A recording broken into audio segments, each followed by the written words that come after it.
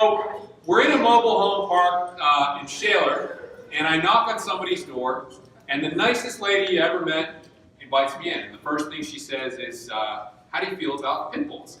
And I just kind of said, at this point I've been doing this long enough, I feel fine about pit bulls. So she lets me in the house, and she's breathing heavy. Her husband's sitting there on the couch breathing heavy, and she looks at me and says, "Oh, Mr. Lamb, I'm so happy you stopped by tonight, but I just want you to let you know I won't be able to vote for you." And I said, "Oh, okay, I'm sorry to hear that. I wasn't even going to ask why. She was so nice about it. The dog was kind of scaring me. I just wanted to go out." So she said, "Yeah, I saw the TV commercials, and I know that Mr. Rothfuss survived cancer, and I myself have survived 11 heart attacks. So I feel like God probably brought him back for a reason, and so I'm going to vote for him."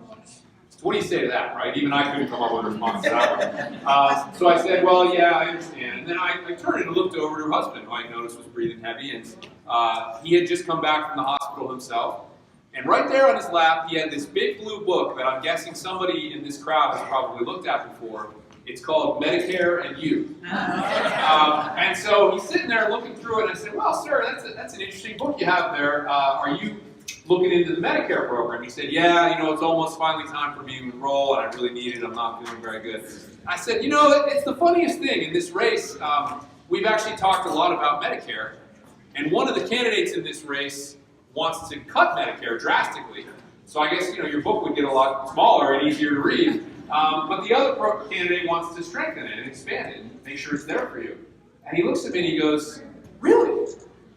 Which one are you?" I said, "Well, I'm actually the one that thinks we should strengthen Medicare, maybe even drop the age a little bit so you can get on it. You could be on it already if we did things right." And he said, "Wow, that's interesting." And then he said, "That's good because I was a union teamster for 30 years at the Pittsburgh airport, and I just found out our pension checks are getting cut because the fund is struggling."